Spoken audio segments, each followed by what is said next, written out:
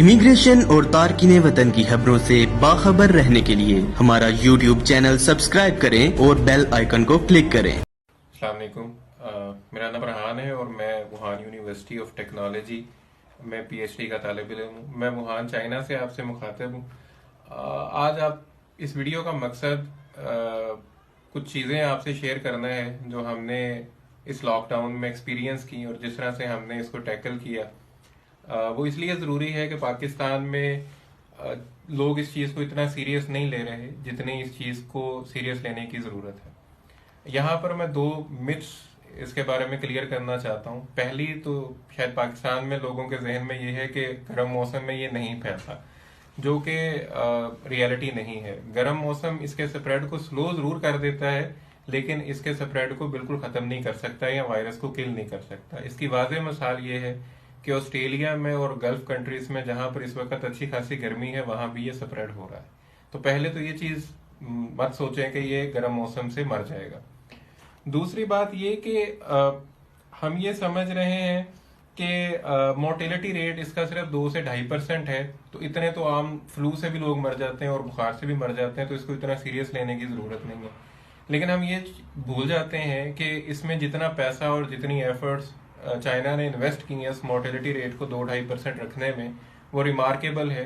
वो कोई भी और दुनिया का मुल्क उसका तस्वर नहीं कर सकता, और पाकिस्तान जैसा मुल्क तो बिल्कुल भी नहीं। तो ये मोर्टेलिटी रेट बड़ा इजीली 10, 12, 15% तक हो सकता था अगर चाइना इतनी एफर्ट ना करता।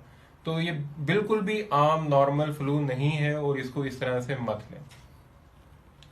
अब ये कैसे फैलता है, इसकी 3 बुनियादी है। अगर आप किसी ऐसे शख्स के कांटेक्ट में आते हैं जो ऑलरेडी इन्फेक्टेड है, तो उससे आपको ये हो सकता है। दूसरा तरीका इसका ये है कि अगर मुतासरा शख्स किसी जगह के ऊपर मौजूद था और उसने वहां पर खांसी की या छींका, तो उसके जो मुंह से वो निकले, ड्रॉपलेट्स निकले, वो किसी सरफेस पे गिर गए और उस सरफेस को, उस चीज को आपने टच किया, तो वहां से ये हो सकता है। थर्ड ये कि वो ड्रॉपलेट्स जो हैं वो हवा में मुअल्लक भी रह सकते हैं कुछ अरसे तक।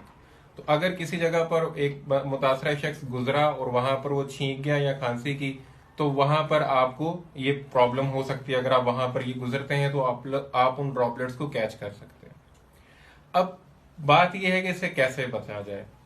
सबसे पहली चीज जरूरी तो मास्क। हमारे पाकिस्तान में शायद इस चीज को एक लोगों ने मजाक बना लिया है कि जी मास्क पहनने का मतलब पता नहीं क्या है। तो सबसे जो इफेक्टिव इसका तरीकाकार है वो तो यह है कि जी आप मास्क पहने। दूसरा, हाथ अपने बार बार धोएं, अपने आप को सैनिटाइज करें। प्लस पानी पिएं, गर्म पानी फ्रीक्वेंटली, जितना ज्यादा हो सके सिप करें। ज्यादा एक दफा में गिलास ना पिएं, 1-2 घूंट काफी है, लेकिन फ्रीक्वेंटली पिएं और बच्चों को खासतौर पे बार बार पिलाएं। अपने गले को खुश्क ना होने दें, क्योंकि ये बेसिकली आपके गले में घर बनाता है और वहां से स्प्रेड करता है। तो अपने गले को किसी भी तरीके से मॉइस्ट रखें, उसको खुश्क ना होने दें। अब जो स्नीजिंग है, जब आप नॉर्मल कोल्ड फ्लू में भी स्नीजिंग होती है, तो आप अपनी एल्बो यूज करें बजाय के अपने हाथों की। और ये चीज बच्चों को भी सिखाएं कि एल्बो यूज करनी है, एल्बो में स्नीज करना है, हाथों में नहीं करना है, क्योंकि हाथ आप अनइंटेंशनली अपनी आंखों को, नाक को या मुंह को लगा सकते हैं।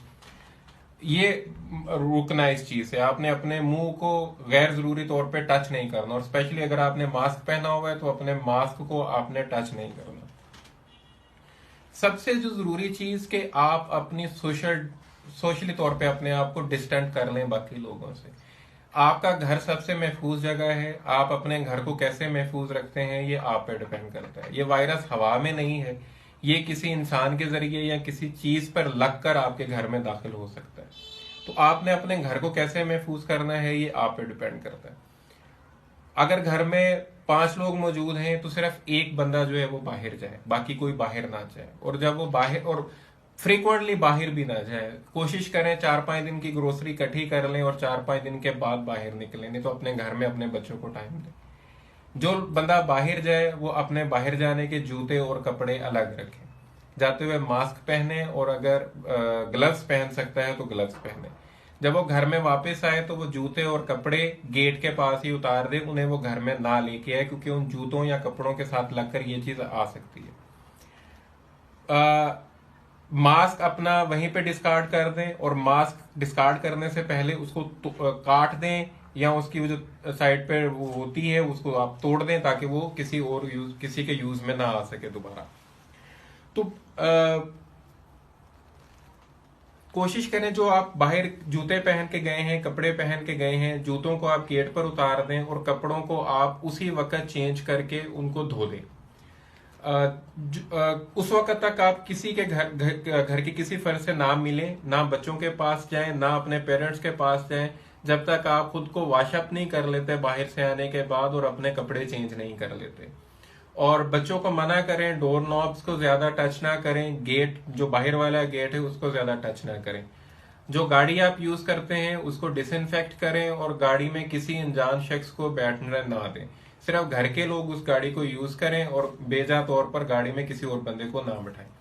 जहां तक मुमकिन हो पब्लिक ट्रांसपोर्ट को अवॉइड करें। उससे अगर आप पैदल चल के कोई काम कर सकते हैं तो पैदल चल के वो काम करें, और कोशिश करें जब बाहर हो तो लोगों से कम 6 फुट का डिस्टेंस मेंटेन करें। सबसे जो इफेक्टिव इस चीज को रोकने का है वो है कि आपने इस चेन को ब्रेक करना है। अगर ये चेन में चलता रहेगा, स्प्रेड करता रहेगा, तो ये रोकना नामुमकिन हो जाता है। जब तक आप चेन को नहीं रोकेंगे, और आपने कोशिश ये करनी है कि आप उस चेन का हिस्सा ना बने, अपने आप को उस चेन का हिस्सा बनने से आपने रोकना है। फिर सबसे ज्यादा प्रॉब्लम क्या है कि हम ये समझते हैं कि हर चीज गवर्नमेंट ने करनी है, हर चीज गवर्नमेंट करे, लेकिन जो चाइना में या वुहान में रह के हमने एक्सपीरियंस किया है कि जो सोसाइटी इसमें रोल प्ले कर सकती है उसको रोकने में, गवर्नमेंट, कोई भी दुनिया की गवर्नमेंट हो, वो ये अरेंजमेंट नहीं कर सकती। तो गवर्नमेंट पे मत रहे, गवर्नमेंट जो कर रही है उसको करने दे, नहीं कर रही नहीं उसको भी छोड़ दें। अब अपनी कोशिश करें, आप जितना खुद को आइसोलेट कर सकते हैं, जितना अपने घर को आइसोलेट कर सकते हैं, जितना लोगों की से दूर रह सकते हैं, अपने आप को रखें। जो सबसे ज्यादा एट रिस्क लोग हैं वो या 50+ एज ग्रुप, इससे बहुत ज्यादा इफेक्ट होता है, जो क्रिटिकल इलनेस डेवलप कर लेते हैं इससे। प्लस जिन लोगों में पहले से कोई प्रॉब्लम है, जिस तरह डायबिटिक है, हार्ट प्रॉब्लम है, वो अपने को इससे बचाएं। तो प्लीज इसको खुदा का वास्ता है सीरियस लें। ये जुक्तबाजी से या फेसबुक पे मीम बनाने से ये खत्म नहीं होगा, ना फेसबुक की डिस्कशन से ये खत्म होगा। ये प्लीज इसको खुदा का वास्ता है सीरियस लें। दुनिया का डाटा ये शो करता है कि जहां पर भी ये केसेस 100 से ऊपर गए हैं, वहां विद इन वीक ये थाउजेंड्स में चला जाता है। तो प्लीज इसको सीरियस लें और अपनी जो लाइफस्टाइल है और हैबिट्स हैं उसको चेंज करें, ताकि इसके स्प्रेड को रोका जा सके। नहीं तो अदरवाइज ये इतना प्रॉब्लमेटिक बन जाएगा कि आप लोग उसका तसव्वुर भी नहीं कर सकते। बहुत शुक्रिया।